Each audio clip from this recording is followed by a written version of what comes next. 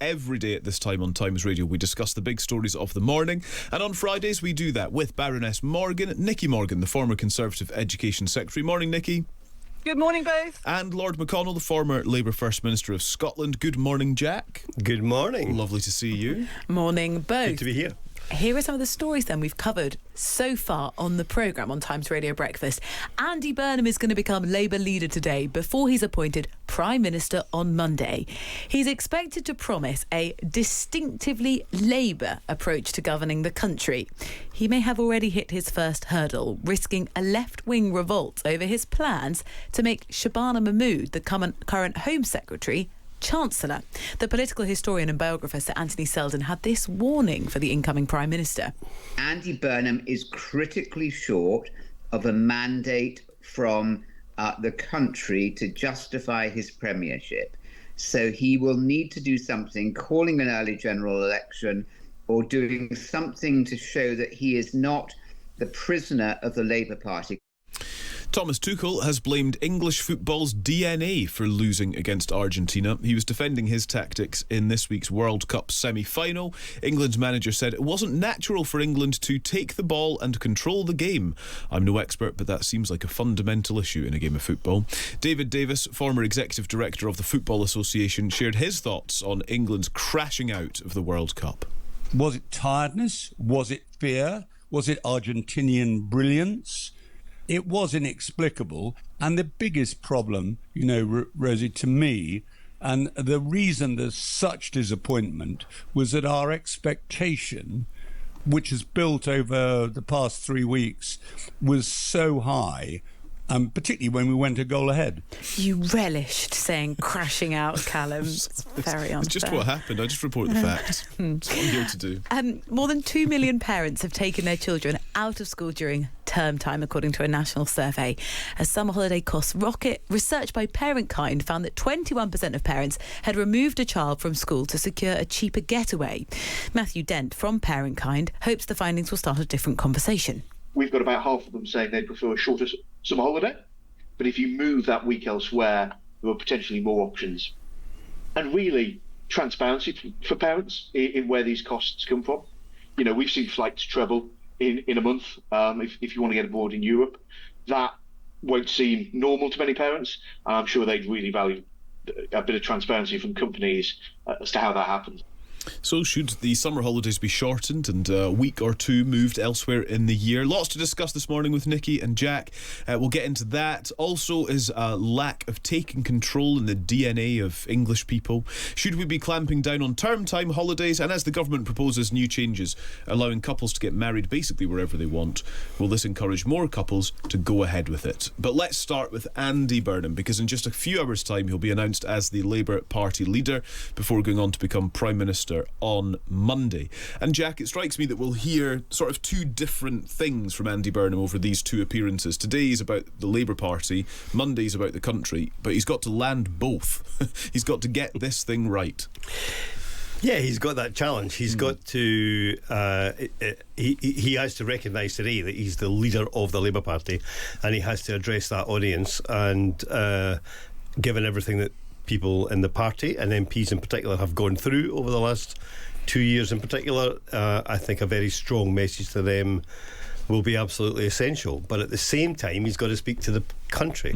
And he's sent some very good signals on that over the last 3 weeks, talking about new style of politics and being more inclusive and open to ideas from others, not just being so partisan. And that's quite a difficult balancing act, because he has to be partisan today, but on Monday he has to be very non-partisan. Yeah. And I think he'll probably be quite glad he's got a couple of days over the weekend to get from one to the other. Yeah, Nicky, what could he do? What would define this, and what would make the right first impression, I suppose? Well, I think it's decisiveness. I think being clear about what he wants to do. I hope he's got whether it's a first 20 days, 50 days, 100-day strategy. I mean, the first thing, obviously, as you say, is the appointment of Chancellor, and he needs to be clear about why he's chosen the person who he has chosen, and the fact that he's not going to brook any opposition.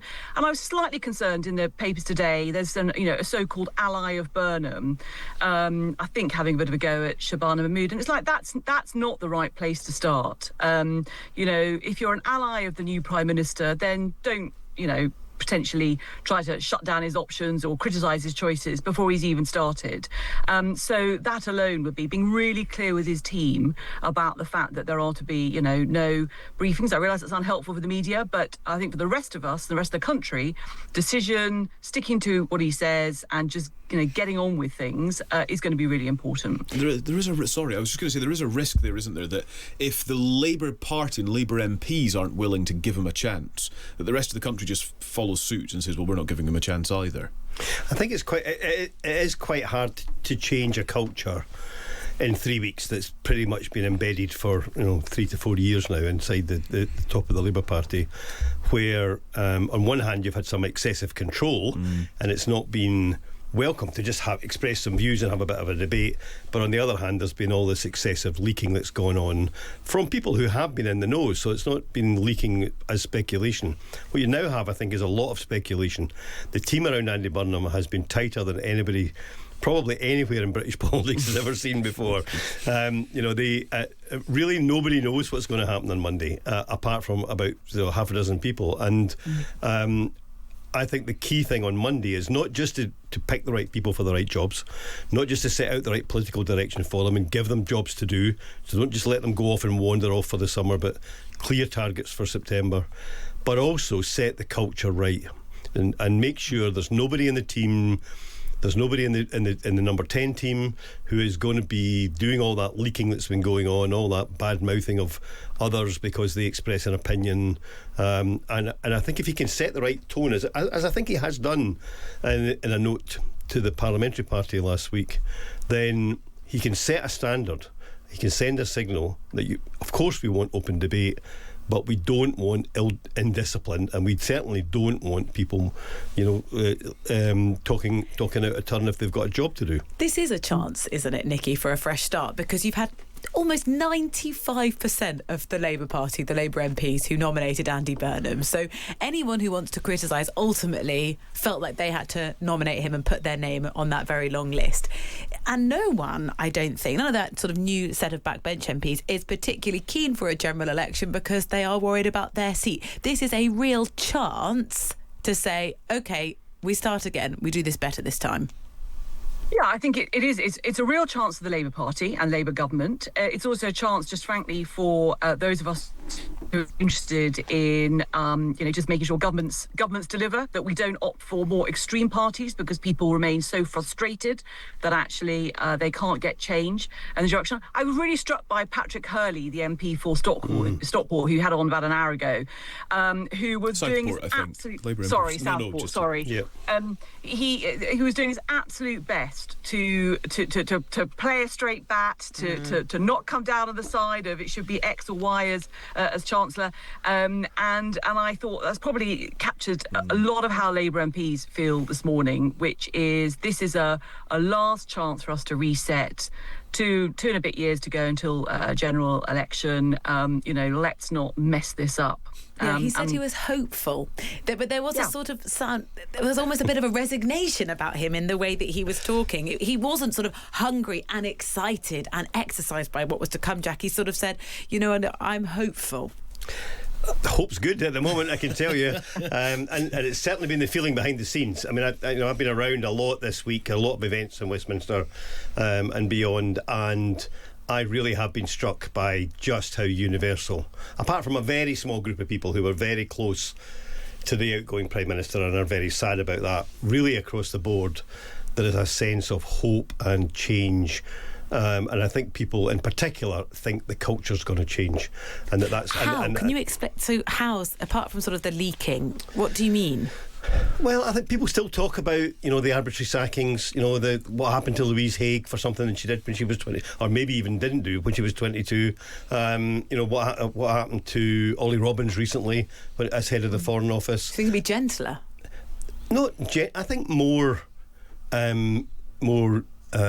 decency is what people say. That there's going to be a way of governing that people can trust, can predict, and doesn't dump people under buses if things are going wrong for a day. And I think that has been very welcomed by people. And I think the other thing that's going to happen this weekend is that the power will shift. It's been very difficult for the last 3 weeks, I think, for the incoming team, because the outgoing team still has all the power. It still has all the government, all the controls, all the announcements, all the all the levers. But on Monday, all that changes. Yeah. And that next week is the big test. If they hit the ground running, they make some really good appointments, they set a clear direction, and then they make 2 or 3 good announcements next week on policy. I think by this weekend there'll be a spring in people's step. Keir Starmer has been pulling on those levers while he still can. He's made London Mayor Sadiq Khan a Lord on his penultimate day as Labour leader. The government denied that the list of Starmer. The government denied the list was Starmer's resignation on his list that had been long planned. Joining a group of 26 party figures, lawyers, campaigners offered a seat in the House of Lords by the outgoing Prime Minister. It does somewhat fly in the face of the Prime Minister's previous promise to reform the upper chamber. Nikki, do you welcome these new additions? Well, look, yes, as individuals, I think we want the best people possible with greatest experience in the House of Lords, and I think the House of Lords, it's a controversial place, but I think actually when people see it in action and they see the scrutiny that we give legislation, which often the House of Commons just does not have the time to do, therefore you want the best people with experience. But I mean, I think there are 2 things about this. One is that, as you say, Keir Starmer said this is another example, and it's unfortunate it's happened on practically his last day in office, which is, said one thing in opposition and has done something completely different in government. And this is a list of 26, mostly Labour peers, and as I understand it, it's not the resignation honours, so maybe there'll be more to come for people who have supported Keir Starmer while he's been in number 10. We'll have to see. But the other thing that's happened this week in the House of Lords, which I think is welcome, is that Baroness Anne Taylor. Oh, we seem to have lost Nikki there. I think Baroness Anne Taylor proposed a retirement age, perhaps, and a minimum attendance level for peers. We'll try and re-establish the connection with Nikki Morgan. Jack, what are you making of your new colleagues, including Sadiq Khan, who's on the way to join you in the House of Lords? Well, I don't want to I don't want to hit anybody who's on the list, because good on them, congratulations. But it's an absolutely ridiculous situation that we have the second chamber of hundreds and hundreds and hundreds of people. And even, Anne Taylor's report is very well considered, the one that was published this week, as a way of implementing this new rule that 80 will be the retirement age and so on. But even that, under those proposals, isn't going to be fully implemented until 2034, I think. And I think that needs to be brought forward. I think we need drastic change here. And we also, I think, need a much stronger signal that there is something else around the corner. Now, Andy Burnham has spoken in the past, I think quite passionately, about the idea of a second chamber Senate of the nations and regions of the country. It's an idea that I have been pushing for a long time, and I think its time has come. And if I was him, I would set something up very quickly that was to look at how you, not whether we do that or not, but how you do it, and how you do it early in the next Parliament after the next election. And I think if he wants to make a big signal of change in British politics, that could be one of the announcements he could make over the next few weeks.